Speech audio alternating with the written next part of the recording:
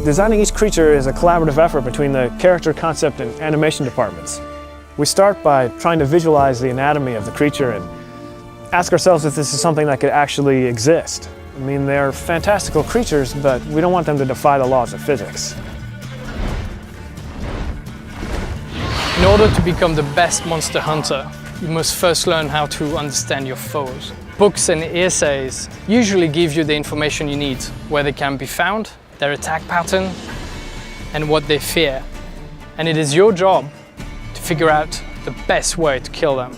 Geralt has a lot of tools available at his disposal for fighting enemies in The Witcher 3.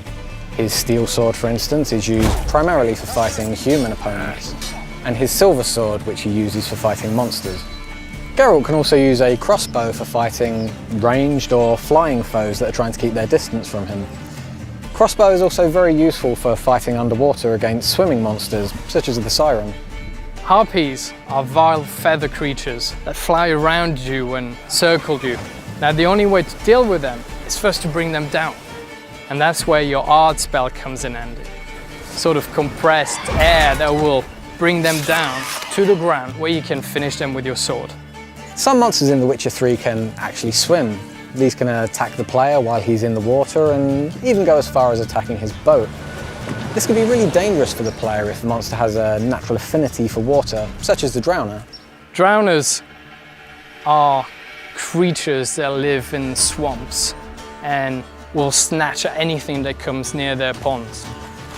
And these particular creatures absolutely hate fire and they fear it. And that's where your Igni spell, a flame that bursts out of your hand, comes in handy. And that is the best way to kill them.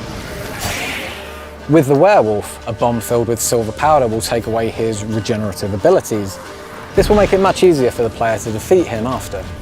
The player can use weapon oils to coat his weapons that will make them do enhanced damage against specific enemy types. The real trick to using this, though, is to know when and where to use them, and that judgment is left up to the player based on his surrounding environment, the weather, and even territorial marks that other monsters may have left in the area. So we've created this complex behavior system in the game that actually allows these creatures to live in the world that they inhabit.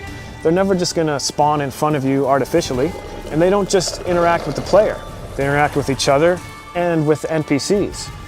We've created a unique ecosystem that includes monsters, animals, and humans, all living together, fighting, trying to survive, and you are merely a spectator. Now it is your choice to interfere with whatever is happening in front of you. But don't forget, every action you take in The Witcher has its own consequences.